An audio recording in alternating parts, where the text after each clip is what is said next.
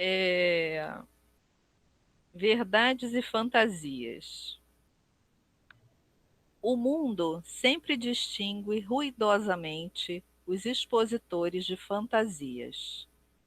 É comum observar-se, quase em toda parte, a vitória dos homens palavrosos que prometem milagres e maravilhas. Esses merecem das criaturas grande crédito. Basta encobrirem a enfermidade, a fraqueza, a ignorância ou o defeito dos homens para receberem acatamento. Não acontece o mesmo aos cultivadores da verdade, por mais simples que esta seja.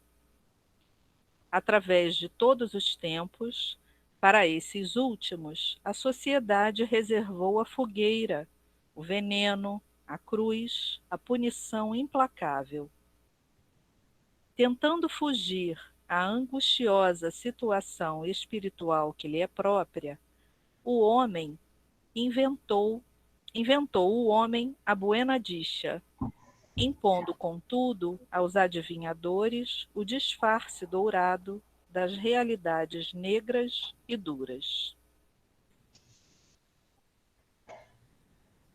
O charlatão mais hábil na fabricação de mentiras brilhantes será o senhor da clientela mais numerosa e luzida. No intercâmbio com a esfera invisível, urge que os novos discípulos se precatem contra os perigos dessa jaez. A técnica do elogio, a disposição de parecer melhor, o prurido de caminhar à frente dos outros, a presunção de converter consciências alheias, são grandes fantasias. É necessário não crer nisso, mas razoável é compreender que o serviço de iluminação é difícil, a principiar do esforço de regeneração de nós mesmos. Nem sempre os amigos da verdade são aceitos. Geralmente são considerados fanáticos ou mistificadores. Mas, apesar de tudo, para nossa felicidade, faz-se preciso atender à verdade enquanto é tempo.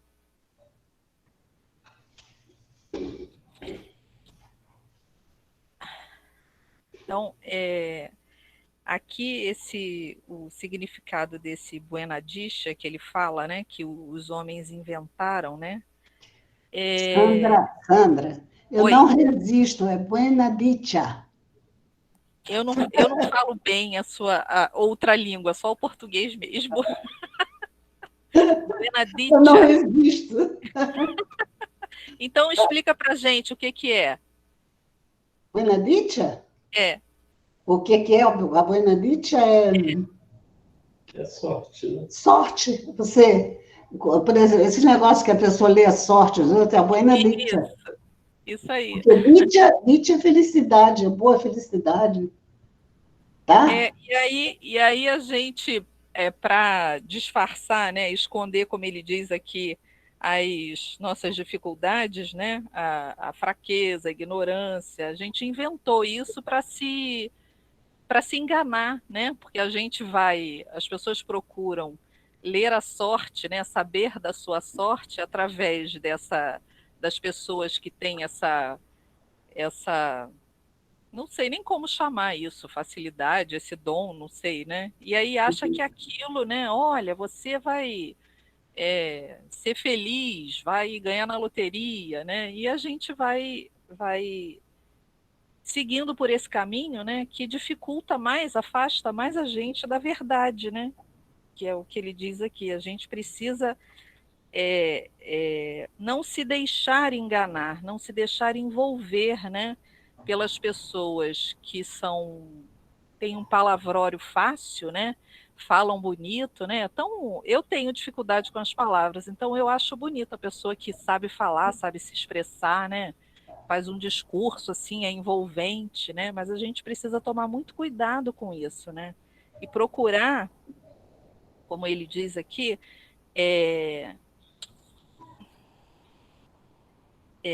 nem sempre os amigos da verdade são aceitos, né? As pessoas que lidam, que falam, né? Que procuram revelar o que é verdadeiro, nem sempre é aceito, né? É menosprezado, é dito que é charlatão, né? Como a gente vê tantos exemplos aí no na nossa sociedade, né? E as pessoas que falam bonito, que se vestem bem, né? São bem aceitas, né? Pela maioria das pessoas, né? Mas a gente precisa tomar muito cuidado com isso, né? Porque apesar de tudo que ele diz aqui, para a nossa felicidade, faz-se preciso atender à verdade enquanto é tempo, né? Então, quando a gente se deixa envolver, a gente está perdendo tempo, né? Está se perdendo daquele caminho que Jesus veio iluminar para a gente, né? Quando esteve aqui, né? Ele veio trazer o roteiro que a gente precisa seguir para encontrar a verdade e a felicidade. Encerrei. Tá bom. Obrigada, Sandra. Obrigada. A gente vai, nesse momento, a gente vai se preparar para a prece. Então, eu peço a todos que pensem naquelas pessoas que querem beneficiar, mas pensar, sim, com convicção, com a certeza de que elas serão atendidas de acordo com as suas necessidades. Hoje, atualmente, a gente está vivendo um momento muito difícil, de muitas provas para nós todos, para esse planeta, né? Então, a gente quer envolver, assim, o planeta inteiro, com as nossas preces humildes aqui no Rio de Janeiro, né? A gente está enviando as nossas vibrações para todos os nossos irmãos e a gente vai pensar naqueles, tá bom? Naquelas pessoas todas. Até essa menina, né, que a menina trouxe, Cíntia. A Cíntia, que desencarnou lá na Alemanha, né? Nós queremos envolvê-la com muito carinho. Desencarnou longe da pátria, né? Então, que ela seja envolvida, assim, que ela receba as nossas vibrações. E todas essas pessoas que estão desencarnando por causa da Covid, nós queremos envolver, assim, com muito carinho, né? Vera, Oi, queria pedir especialmente pela Lindomar, a nossa companheira, né? Que está em estado gravíssimo, viu? é gravíssimo, né? É E pelo gravíssimo. Bernardo, né? O filho da Sueli, né? Também. Também. Isso. Aham. Envolvê-los todos. É um momento. Verinha, boa noite. Eu posso Quem? envolver uma pessoa também? É o Pablo. Fala, Pablo. Eu vou querer envolver Ricardo Graçano. Ele é o pai de um amigo meu que ele faleceu agora no sábado. Ah, tá Ele bom. desencarnou agora no sábado, tá bom? Quero envolver ele, por favor. Vamos envolvê-la, a família dele, né? Graças a Deus. Obrigado. Tá certo. Então, vamos todos, nesse momento, unir os nossos corações, os nossos pensamentos, elevá-los assim ao alto. É um momento nosso de união com o alto. Então, vamos pedir ao nosso Pai, ao nosso Criador, a Jesus, nosso irmão maior, nosso mestre querido, que nunca nos abandona. Nós vamos, em primeiro lugar, agradecer.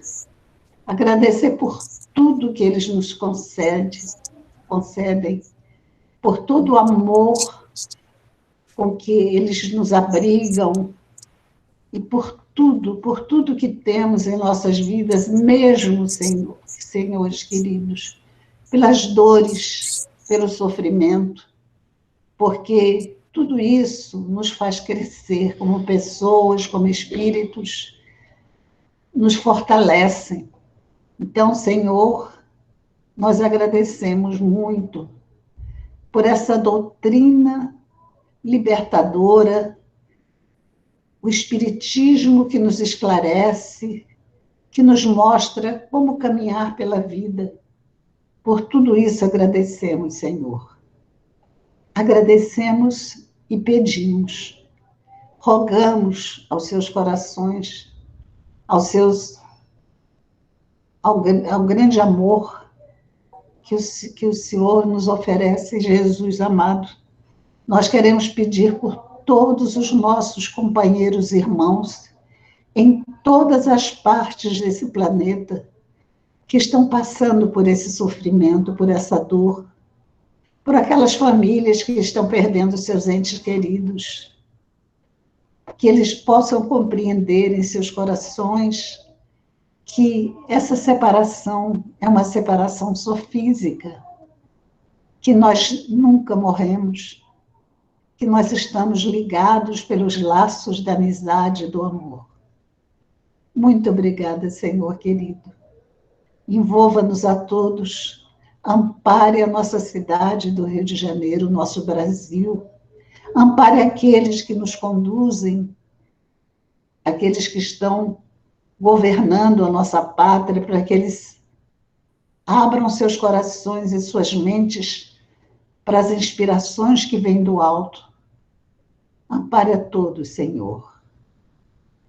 Nós pedimos também hoje a sua inspiração para o nosso querido Alex, que vai trazer o estudo da noite de hoje. Obrigada, Senhor. Graças a Deus. Eu acho que o Alex, todo mundo conhece, né, Alex? Mas ele é mais conhecido assim como marido da Roberta. É isso mesmo.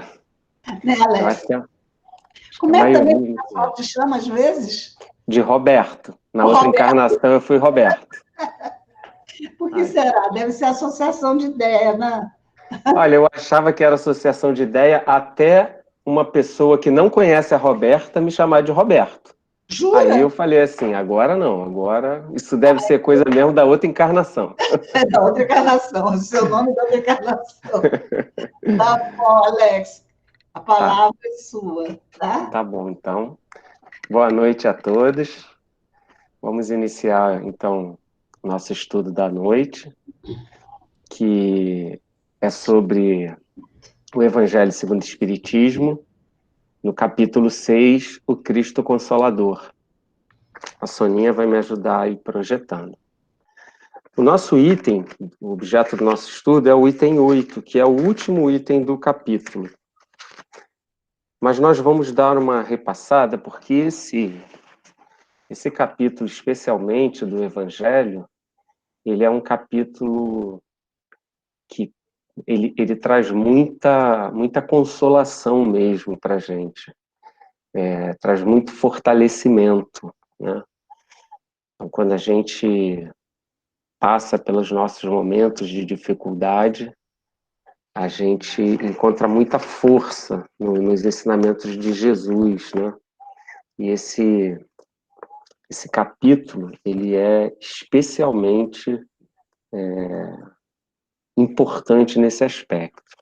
Vou pedir a Soninha para passar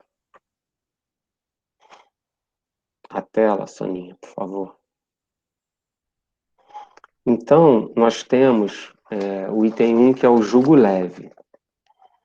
Dá um clique, Sônia. Que diz: vinde a mim, todos vós que estáis aflitos e sobrecarregados, que eu vos aliviarei. Tomai sobre nós o meu jugo e aprendei comigo, que sou brando e humilde de coração, e achareis repouso para as vossas almas, pois é suave o meu jugo e leve o meu fardo. São Mateus, capítulo 11, versículos 28 a 30. E no item 2, ele diz que todos os sofrimentos, as misérias, as decepções, as dores físicas, perda de seres amados, encontram consolação em a fé no futuro, em a confiança na justiça de Deus, que o Cristo veio ensinar aos homens. Sobre aquele que, ao contrário, nada espera após essa vida, ou que simplesmente duvida, as aflições caem com todo o seu peso e nenhuma esperança lhe mitiga o amargor. Foi isso que levou Jesus a dizer: vinde a mim, todos vós que estáis aflitos, que estáis fatigados, que eu vos aliviarei. Entretanto, faz depender de uma condição a sua assistência e a felicidade que promete aos aflitos. Essa condição está na lei por ele ensinada. Seu jugo é a observância dessa lei, mas esse jugo é leve e a lei é suave, pois que apenas impõe como dever o amor e a caridade. Nesse item a gente vê que Jesus nos convida a olharmos, né, para Deus como um Pai bondoso e a olhar para a justiça de Deus como uma justiça que nos beneficia, nos auxilia, né? Mas para a gente entender a justiça de Deus e entender tudo aquilo que Jesus traz para a gente, todas as promessas que ele nos fez, é somente admitindo a reencarnação, né? A pluralidade das existências. Porque seria muito difícil para nós, para aquele que sofre e acredita que só tem essa vida, ele acreditar nas palavras de Jesus, né? Seria muito duro, porque o sofrimento ele é real, né? Para todos nós, em momentos especiais. Depois a gente tem o Consolador Prometido, no item 3. Dá um clique, Soninha, por favor. Onde Jesus diz: se me amai, guardai os meus mandamentos, e eu rogarei a meu Pai, e ele vos enviará outro Consolador, a fim de que fique eternamente convosco, o Espírito de verdade, que o mundo não pode receber, porque não vê e absolutamente o não conhece. Mas quanto a vós, conhecê-lo-eis, porque ficará convosco e estará em vós. Porém, o Consolador, que é o Santo Espírito, que meu Pai enviará em meu nome, vos ensinará todas as coisas e vos fará recordar tudo o que vos tenho dito. São João, capítulos 14 e 15, a 17 e 26. Então, nesse item do capítulo, Jesus promete que nos enviaria outro Consolador, que ia nos lembrar aquilo que ele nos disse quando esteve entre nós, e ia também nos trazer novos conhecimentos, né? Então, se esse Consolador ia nos lembrar o que Jesus nos disse, é porque Jesus já sabia que o que ele nos disse seria esquecido, ou pior, seria deturpado, seria modificado, né?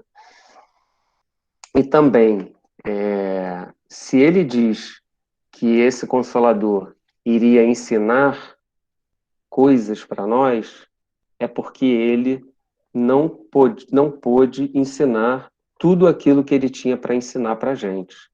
Mas não pôde porque nós não estávamos preparados para receber.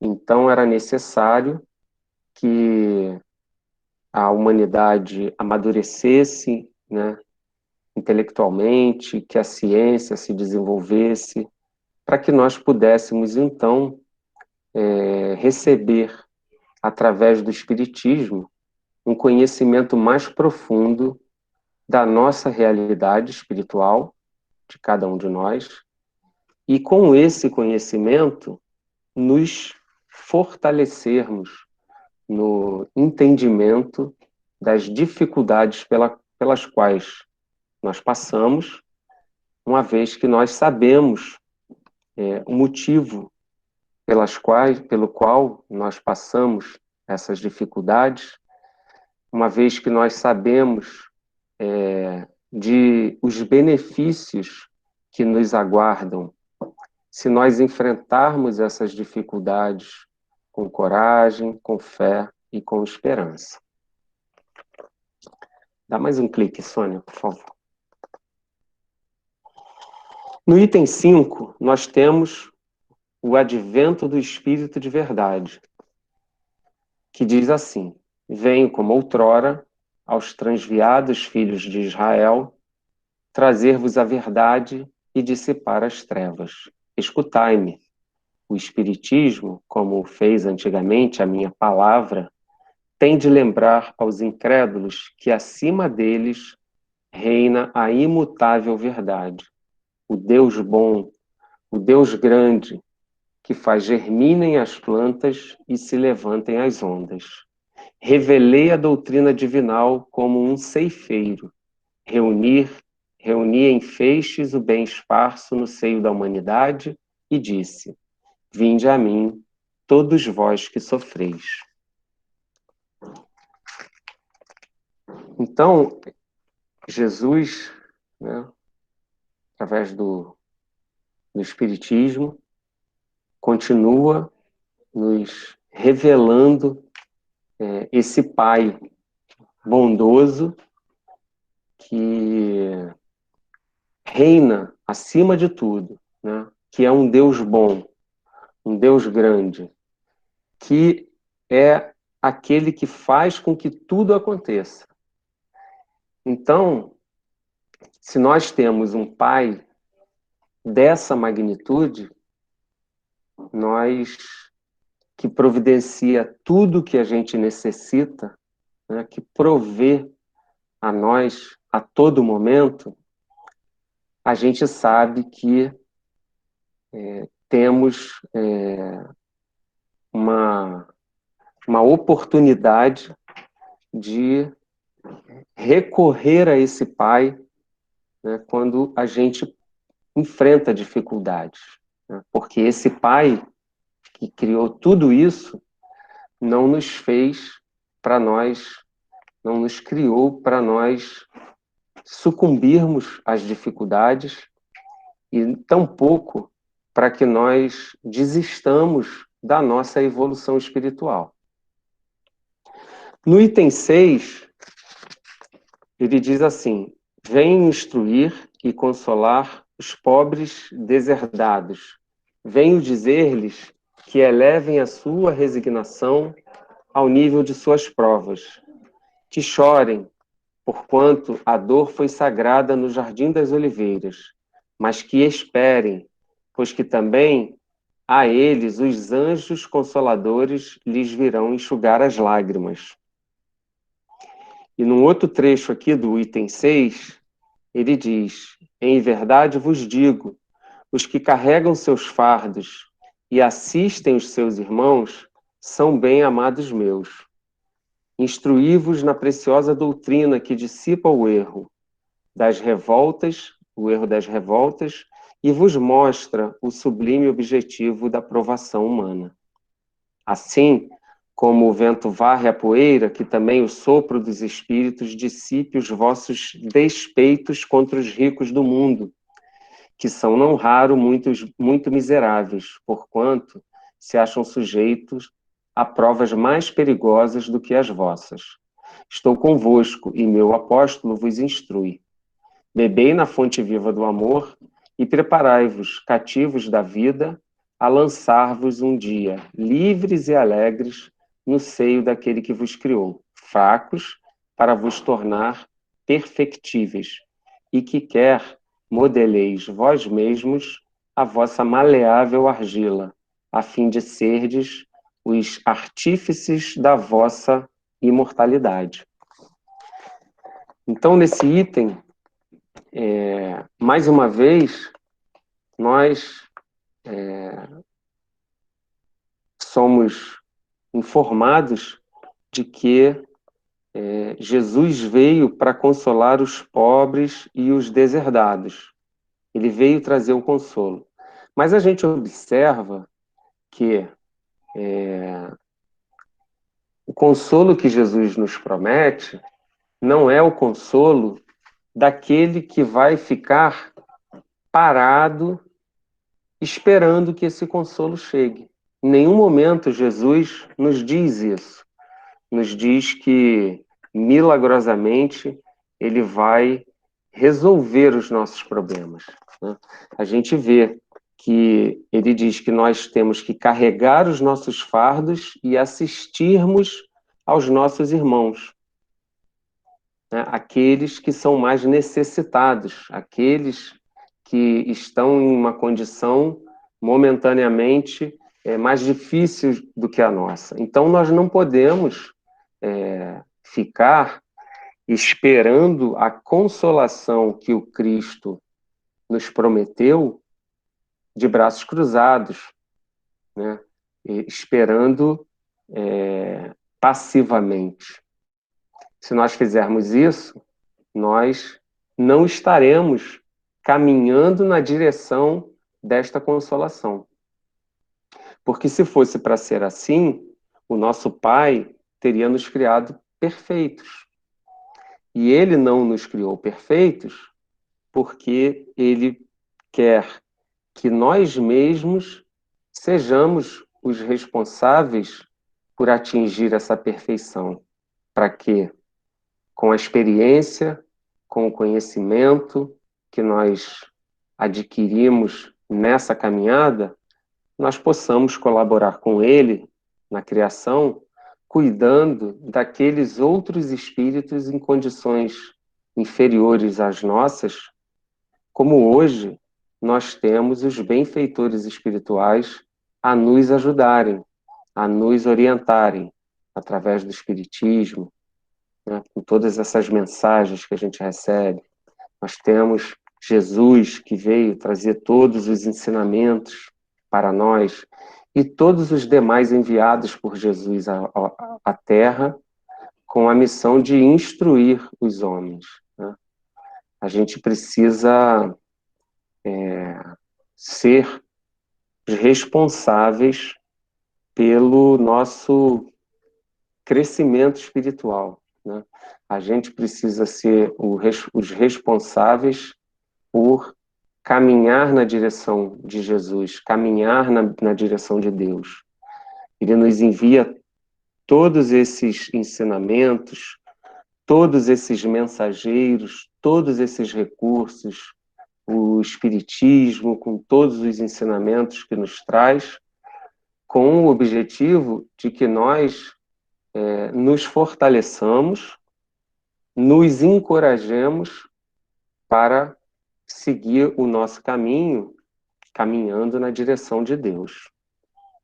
Soninha, mais um clique, por favor.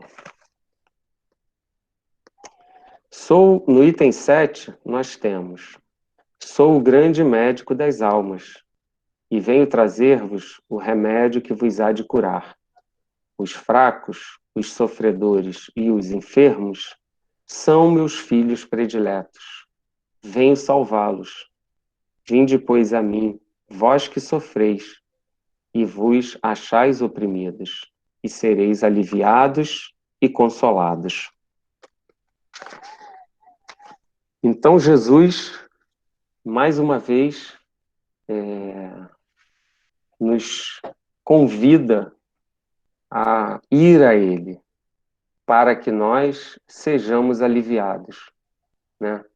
Então, a gente precisa caminhar, a gente precisa colocar todos os recursos que nós temos, a nossa inteligência, a oportunidade do conhecimento do Espiritismo, que traz para a gente o conhecimento da nossa realidade de espíritos imortais encarnados.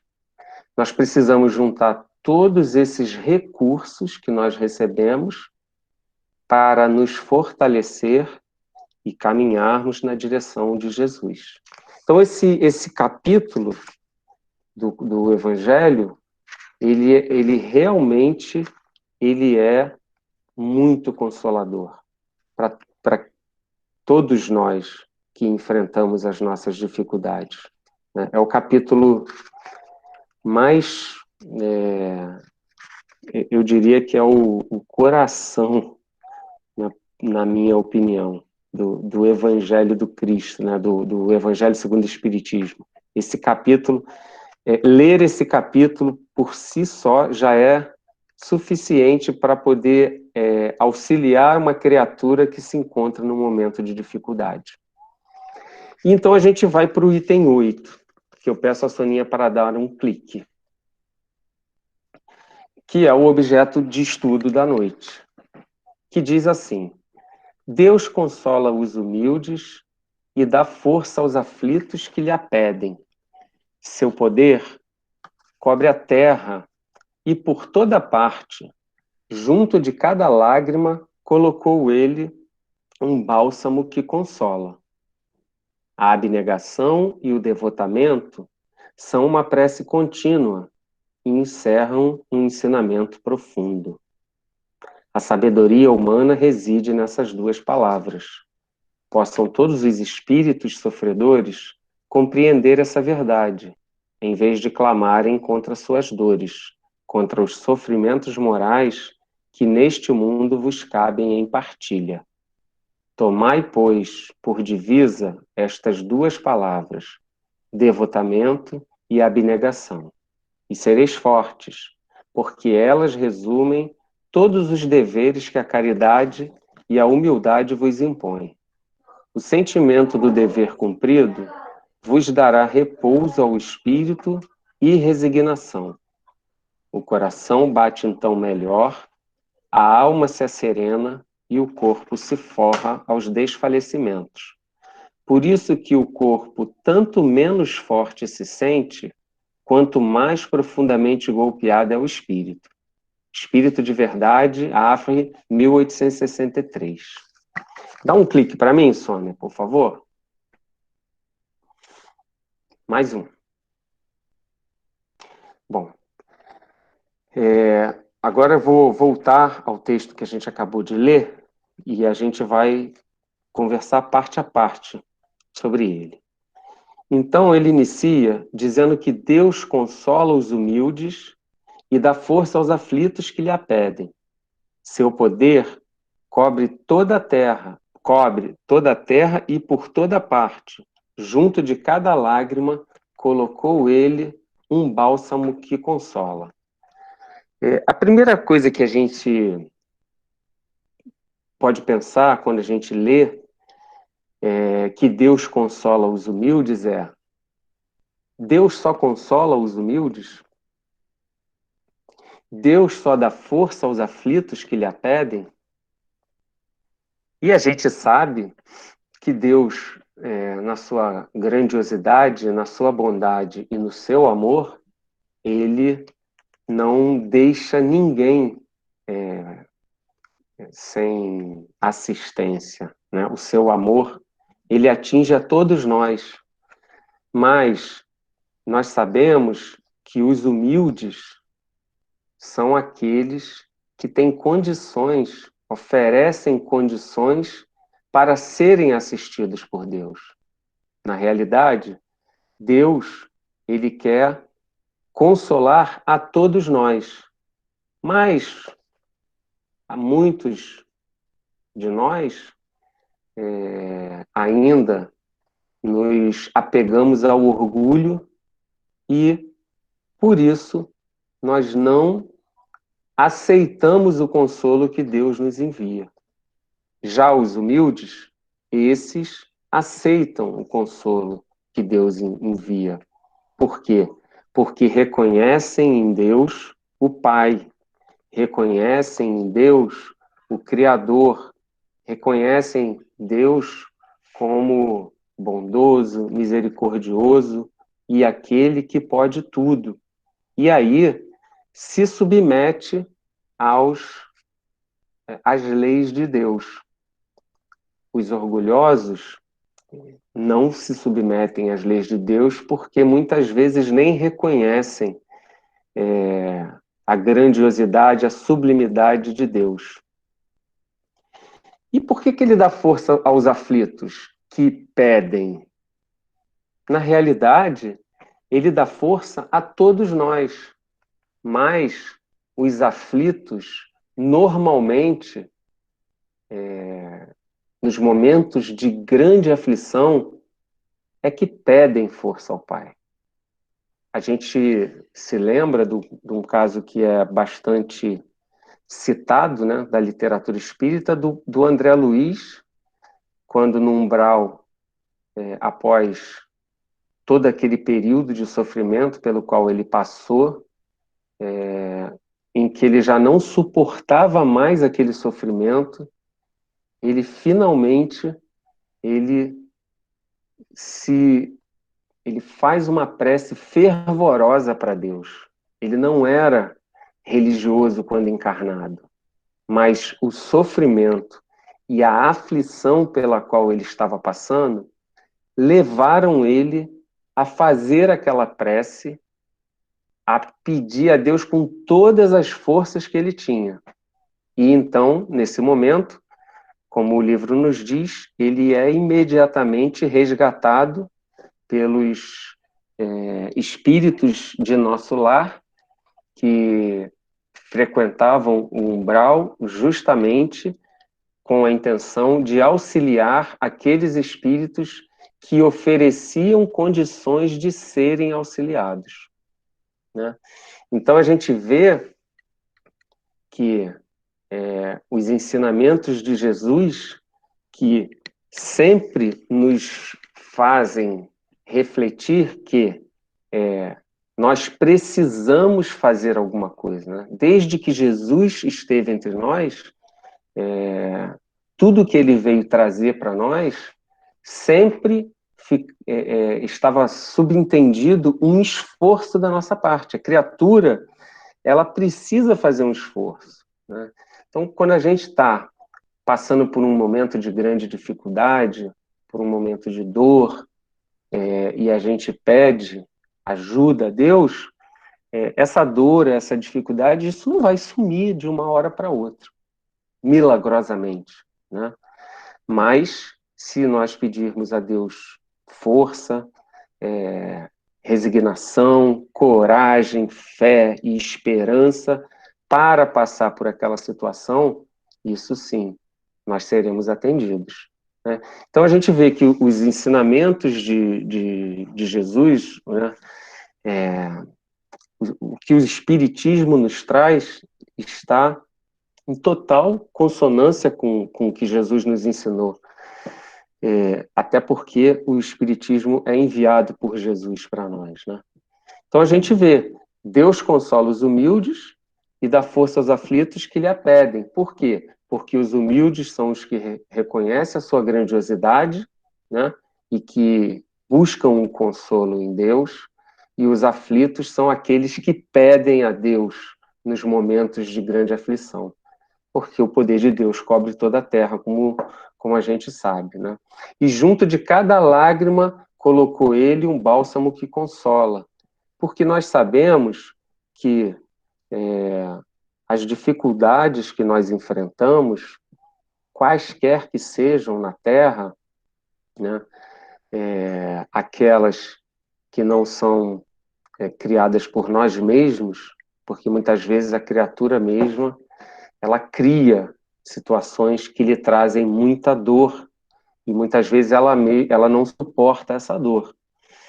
Mas, na realidade, a gente, quando encarna, a gente tem condições de superar, de suportar todas as dificuldades pelas quais nós venhamos a passar. Nós sabemos disso, né? Então, Deus, ele colocou um bálsamo que consola, né, ao lado de cada um de nós. Nós temos o nosso mentor espiritual, que na literatura espírita nós sabemos que não é um espírito qualquer, é um espírito de envergadura espiritual, né, de alta envergadura, que cuida de nós, que nos auxilia, né? Isso em nome de Deus, né? É esse bálsamo que Deus colocou para cada um de nós, que a gente encontra ao longo da encarnação. Sempre tem, né, alguém que nos ajuda, uma situação, uma pessoa, sempre tem. Por quê? Porque nós não estamos sozinhos, né?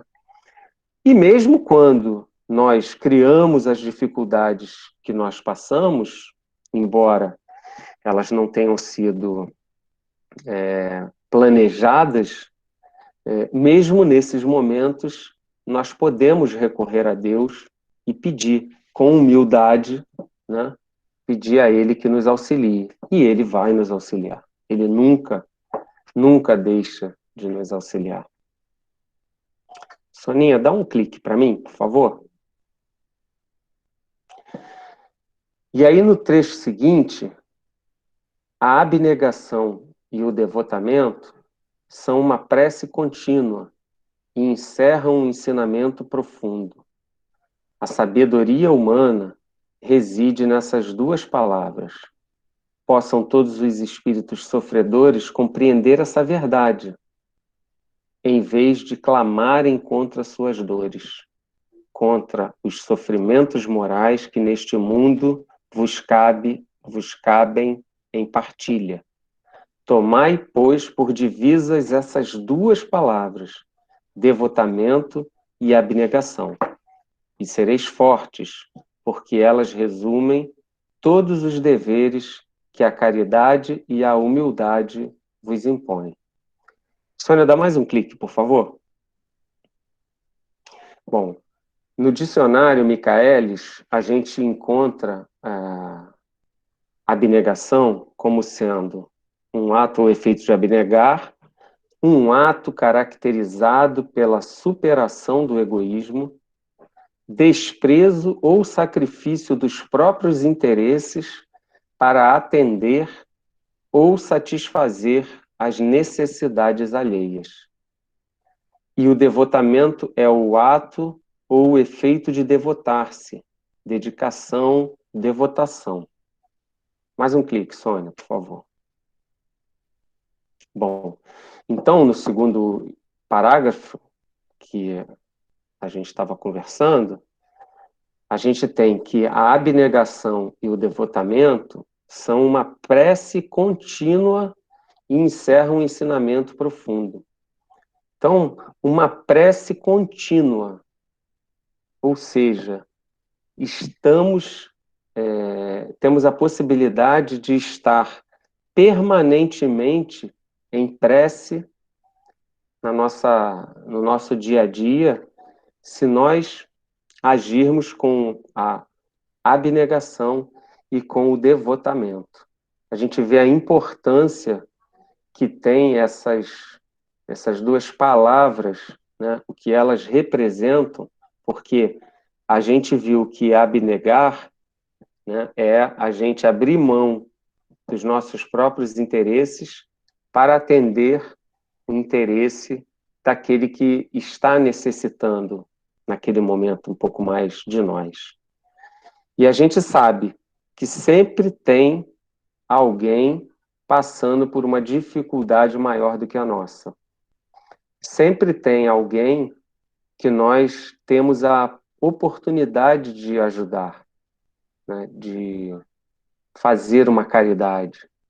A gente sabe que a oportunidade de fazer o ato de caridade, ela está em todos os momentos do nosso dia. No nosso convívio, nós nos deparamos com muitas pessoas, com muitas situações de dificuldade, com pessoas difíceis, de temperamento difícil, com pessoas desequilibradas, com pessoas que estão passando por um problema momentâneo. E aí a gente, nesse momento, tem a oportunidade de agir, né, com caridade ou com abnegação, abrir mão dos nossos interesses, né, porque muitas vezes nessas situações nós podemos ser até ofendidos, podemos ser agredidos por palavras, verbalmente, mas nós temos a oportunidade de não revidar esses atos, né, essas atitudes dessas pessoas que estão demonstrando um desequilíbrio, e nós podemos devolver a essas pessoas uma atitude contrária àquela, né? Uma atitude equilibrada. Quando uma pessoa que está nessa situação de desequilíbrio encontra um outro que não está na mesma sintonia, ela vai sentir, né? Sempre sente, né? Agora, quando ela encontra aquele que está na mesma sintonia, aí dá a confusão, dá a briga, dá o conflito. Mas quando há um esforço por parte daquele que se esforça por entender que o companheiro pode estar passando por um momento de dificuldade, pode estar enfrentando uma situação qualquer, né? A gente tem a oportunidade de ter um comportamento diferente, né? E quando a gente tem um comportamento diferente nessas situações, nós estamos dando a nossa parte de esforço, né, para nos aproximarmos de Jesus. Porque a gente vê, se nós não fizermos esforços, a gente não vai se aproximar de Jesus e de Deus, porque para isso acontecer, nós precisamos seguir os ensinamentos de Jesus, né? Cumprir as leis de Deus. E seguir os ensinamentos de Jesus e cumprir a lei de Deus vão sempre requerer de nós esforços no sentido de nós modificarmos o nosso comportamento, o nosso padrão de pensamento, a forma com que a gente lida com as outras pessoas, a forma que a gente se relaciona com as outras pessoas, a forma que a gente recebe os atos, né, e as palavras das outras pessoas. Nós precisamos colocar nessa hora os nossos atos e os nossos pensamentos em consonância, alinhados com os ensinamentos do Cristo. É isso que vai fazer para nós a diferença. Porque se nós se nós nos comportarmos como nós temos feito ao longo de tantas e tantas encarnações, nós vamos ver que a gente não vai conseguir sair do lugar, né? Que é o que todos nós estamos aqui encarnados para fazer, né? Nos modificarmos, né? Nos tornarmos um pouco melhores, vencermos as dificuldades que nós trazemos. Então, quando ele coloca que a abnegação, ela que os espíritos sofredores precisam compreender essa verdade, né, da importância da abnegação e do devotamento, que a abnegação e o devotamento representam uma prece contínua, em vez de clamarem contra suas dores, isso traz para a gente uma reflexão. Quando nós passamos pela dor, nós estamos reclamando, nós estamos clamando contra Deus, nós estamos nos deixando levar pelo desequilíbrio, estamos deixando nos levar pelo desespero, né? Nós precisamos nos observar o nosso comportamento. Porque se nós estamos agindo dessa forma, a gente, identificando esse comportamento, nós devemos imediatamente refletir sobre isso e refletir sobre o que nós precisamos fazer. O que nós precisamos fazer para nos comportarmos de maneira diferente diante dessas situações. Porque o desespero, ele denota uma fraqueza no sentido de falta de entendimento, né? De falta de fé em Deus, falta de esperança em Deus. Esse Deus, esse mesmo Deus que Jesus veio anunciar para nós, né? Que é um Deus bondoso, um Deus misericordioso, né? Então, quando nós estamos diante das dificuldades, né? Ao invés de clamarmos contra as dores e contra os sofrimentos morais que neste mundo nós encontramos, com os quais nos deparamos, nós precisamos lembrar da abnegação e do devotamento.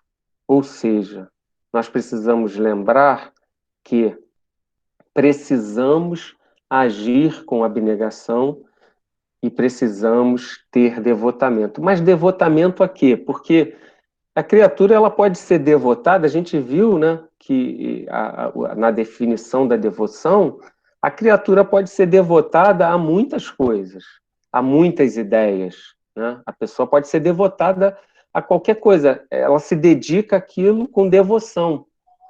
Mas esse devotamento, ele é um devotamento ao cumprimento das leis de Deus. É essa devoção que a gente precisa apresentar, né?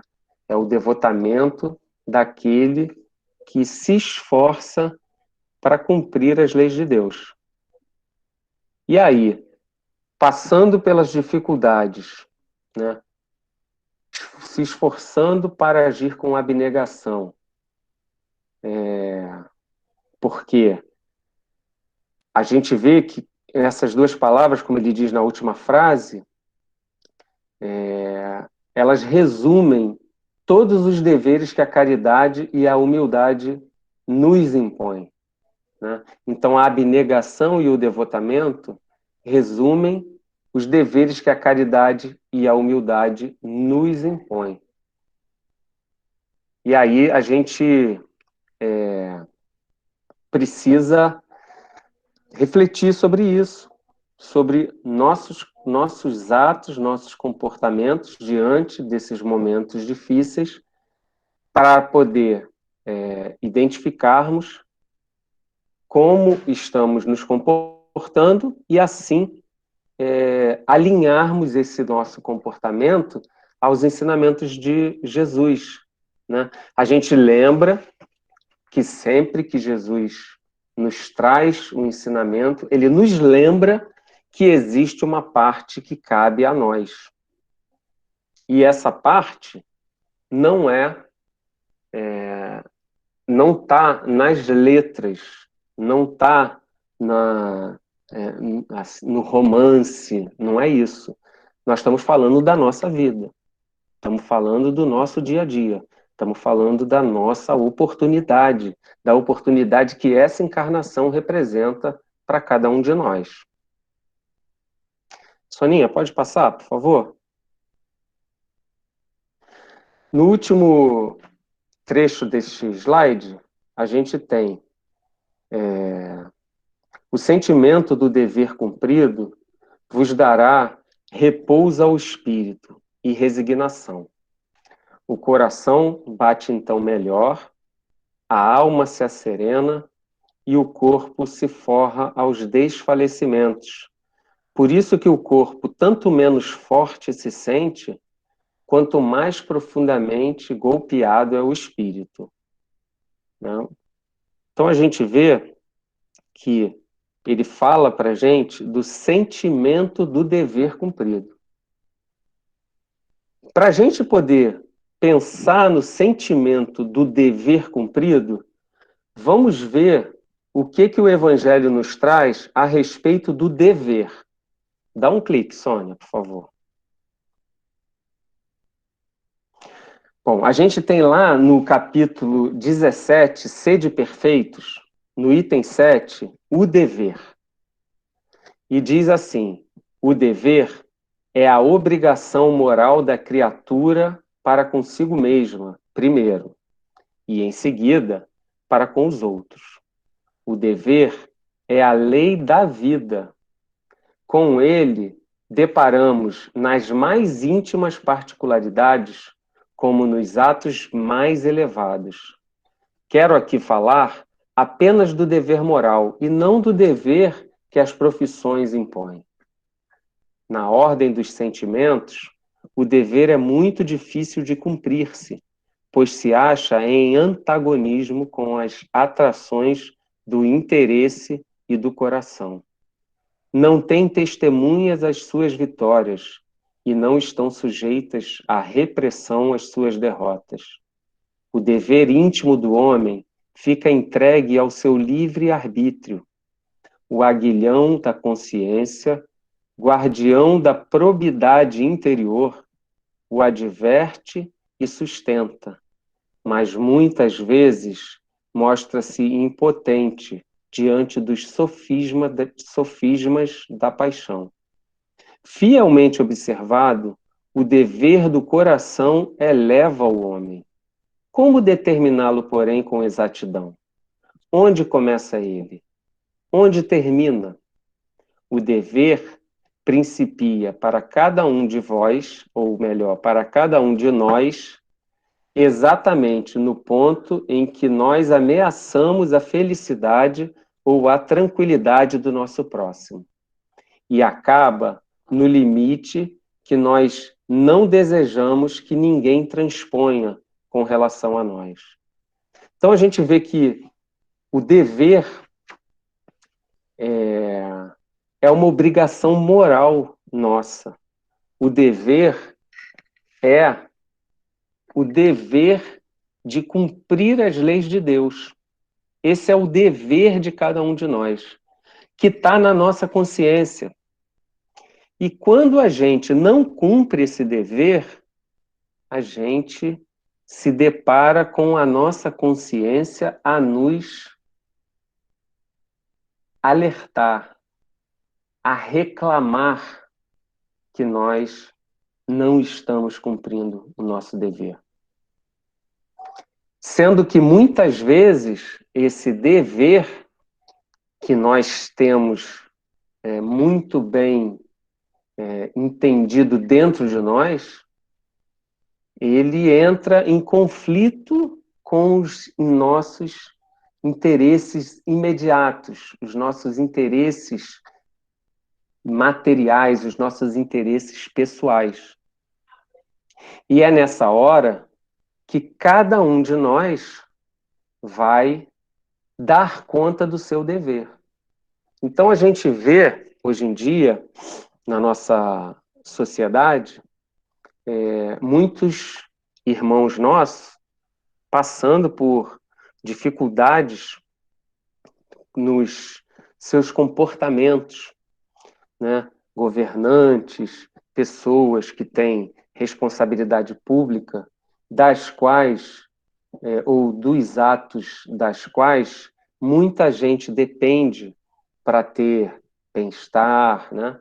A gente vê todas essas notícias que a mídia nos traz, que a gente vê.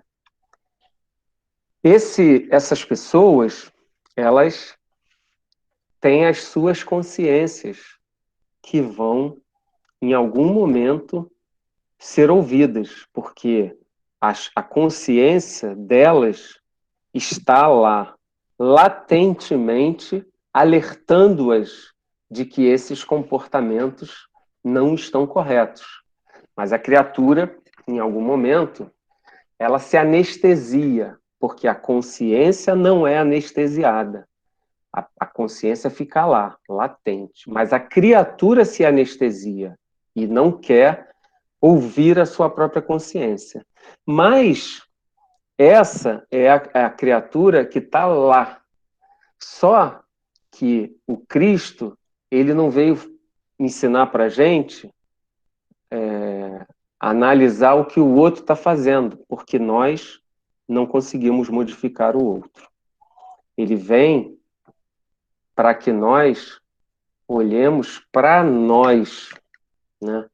Como nós estamos nos comportando diante do dever, no nosso dia a dia, né? Então ele diz ali que muitas vezes, os nossos atos, eles não são nem percebidos pela sociedade, mas na nossa consciência eles vão ficar pesando. Vão pesar sempre, porque se nós não cumprirmos o nosso dever, né, que é a nossa obrigação para conosco e em seguida para com os outros, né, então todos nós temos obrigação conosco e com os outros. Se nós não cumprirmos isso, nós estamos contrariando as leis de Deus. E isso vai ficar gravado em nós. Né? Nós não conseguimos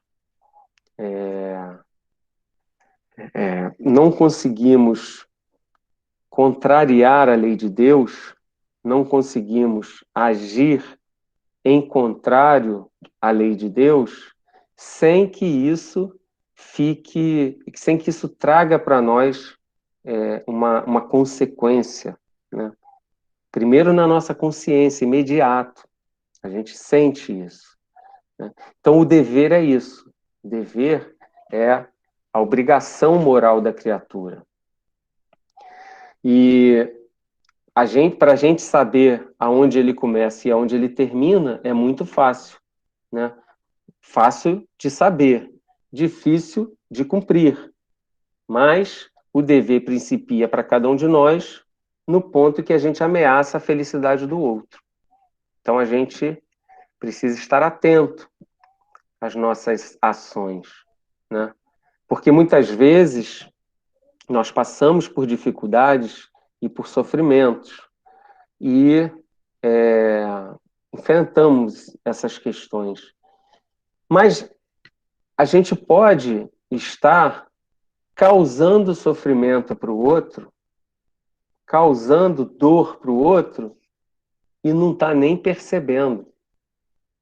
Não está percebendo não porque não vê, mas é porque a gente está acostumado a agir daquela forma há tanto tempo e a gente repete comportamento. E quando vê, nós estamos lá sendo o algoz de alguém, descumprindo o nosso dever moral. Dá mais um clique, Soninha, por favor? Bom, então, o sentimento do dever cumprido vos dará repouso ao espírito e resignação. Então, olha só, para nós que estamos aflitos e sobrecarregados neste mundo de provas e expiações que nós vivemos, diante de todas essas dificuldades que a gente vê na nossa cidade, no nosso país, no nosso mundo, ao nosso redor, o que vai nos trazer a tranquilidade, o que vai nos trazer paz ao espírito, é o sentimento do dever cumprido. Isso, o sentimento do dever moral cumprido, ele vai trazer repouso e resignação para o nosso espírito. O nosso coração vai bater melhor e a alma se asserena e o corpo se forra aos desfalecimentos. Por isso que o corpo tanto menos forte se sente, quanto mais profundamente golpeado é o espírito. E a gente sabe que fortalecendo-nos enquanto espírito, nós fortalecemos-nos para enfrentar as dificuldades da vida, as dificuldades do dia a dia, né? Então, nesse momento em que a gente vê, tem notícia de tantas pessoas que tiram a própria vida, né, em atos de desespero, a gente pensa nessas pessoas, né? E pensa no bem que essa doutrina espírita, que os ensinamentos que os espíritos nos trouxeram, podem proporcionar para nós, né?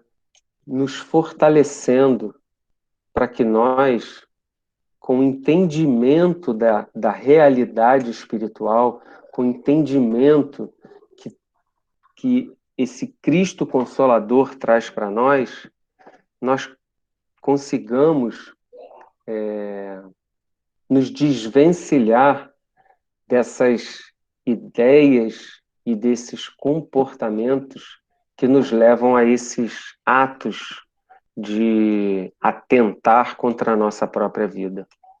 Nós temos a literatura espírita nos trazendo, né, a realidade que a criatura enfrenta após cometer esse ato, né? Então, nós estamos falando, né, do Cristo Consolador, que ele vem para consolar aqueles que sofrem, né? E essas criaturas, muitas vezes, que estão sofrendo, acham que o seu sofrimento ele não tem solução. Ou, o pior, elas acham que essa vida é única e que se acabar com essa vida, elas vão acabar com o problema delas, né? E aí não estão atentas ao consolo que o Cristo nos trouxe, né? Ao consolo que a doutrina espírita nos trouxe. E aí cometem esses atos. E a gente sabe, a doutrina espírita nos diz, a criatura, quando faz esse tipo de coisa, quando tem esse tipo de atitude, ela tem um objetivo, que é estancar aquela dor, aquele sofrimento moral, acabar com aquilo. E aí ela tem esse ato com esse objetivo. E, na realidade, o que ela vai encontrar é justamente uma dor 100 mil vezes maior do que aquela que ela estava enfrentando. A gente tem, na literatura espírita, um farto material que nos alerta sobre isso, né? E a gente tem o livro Memórias de um Suicida, ditado pelo espírito Camilo Botelho, que na verdade a gente sabe que é o Camilo Castelo Branco, psicografado pela dona Ivone Pereira, que é um livro muito importante de ser lido nesses momentos, né, de dificuldade, porque ele nos mostra essa realidade, né? Ele nos mostra que nós precisamos seguir as orientações de Jesus, que ele nos traz, lutar contra as nossas dificuldades, pedir ajuda, ser humilde, pedir ajuda a Deus para nos fortalecer diante das dificuldades, para nos dar força, nos dar fé, nos dar esperança, nos dar coragem, porque cometendo atos como esse, a gente se entrega a um sofrimento atroz, de magnitude que nós não conseguimos conceber, né? E muitas vezes esses sofrimentos que levam a criatura a cometer esses atos, eles são justamente o bálsamo que consola, que está ali no primeiro parágrafo deste slide que está aparecendo para todos nós, né? Deus consola os humildes e dá força aos aflitos que lhe a pedem, seu poder cobre toda a terra e por toda parte, junto de cada lágrima, colocou ele um bálsamo que consola. E muitas vezes, esse sofrimento que nós estamos enfrentando, que a criatura pode estar enfrentando, este sofrimento é o bálsamo que vai consolar o espírito endividado, o espírito comprometido pelos atos do passado. Então, nesse livro, Memórias de um Suicida, Camilo Castelo Branco, Camilo Botelho, ele conta, a gente fica sabendo a história dele, né? Então, ele está lá em 1890, por aí mais ou menos, né, quando ele se suicida, diante da cegueira, Ele não suporta aquela prova, não suporta ficar dependente a partir daquele momento, não suporta, se sente humilhado e busca a saída no suicídio. E depois, né, a gente vai ver, quando ele está no plano espiritual, a gente vai ver que ele precisava passar por aquela prova para que ele pudesse limpar a sua consciência de um ato que ele havia cometido lá no século XVII, quando, apaixonado por uma mulher, ele se vê preterido por ela, que busca o casamento junto a um outro homem, que tinha uma posição social melhor e pessoal também, e então ele vai buscar na igreja, né, a oportunidade de ter o crescimento intelectual e de ter o crescimento na sociedade, porque ele tinha uma origem humilde, mas ele tinha vontade de ser uma pessoa mais influente na sociedade, de ter uma ascensão social. E ele busca na igreja essa possibilidade, consegue, e 15 anos após o casamento da sua antiga comprometida, ele volta a encontrar o casal. E então ele começa a assediar a moça, que se mantém firme, e o marido, percebendo o que estava acontecendo, planeja se mudar da cidade que eles estavam, Madrid, só que ele fica sabendo. E quando ele fica sabendo, ele, como era um homem poderoso, tinha uma posição muito influente na igreja, que, por sinal, era muito influente politicamente, denuncia o marido para que ele fosse preso. O marido é denunciado e vem cair nas suas mãos. Os superiores da igreja entregam o homem para ele. Ele, então, martiriza aquele homem até ele fazer a mulher se render aos seus caprichos para libertar o homem. Só que quando ele vê a mulher encontrar o homem naquelas condições de sofrimento extremo, arrancaram as unhas, arrancaram os dentes, né? O homem...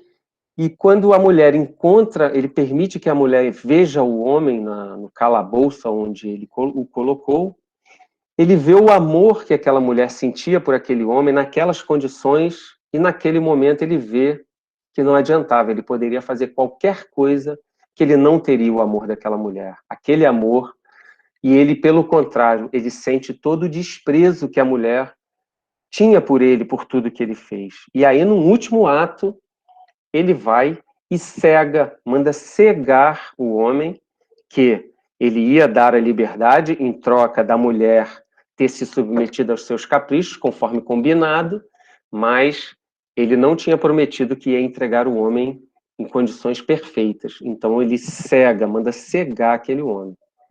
E aí, isso acontece, aquele homem depois vira se sentindo um peso para a mulher. 2 meses depois de liberto, vem a suicidar-se. A mulher volta para sua terra, e ele a consciência dele começa a pesar.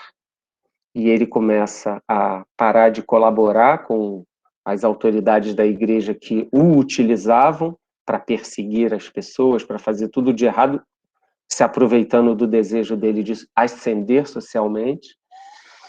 E isso começa a pesar na consciência dele, e ele já não faz mais as coisas que ele tinha que fazer na igreja, e vem até a ser preso pela própria igreja. Por quê? Porque a consciência pesou.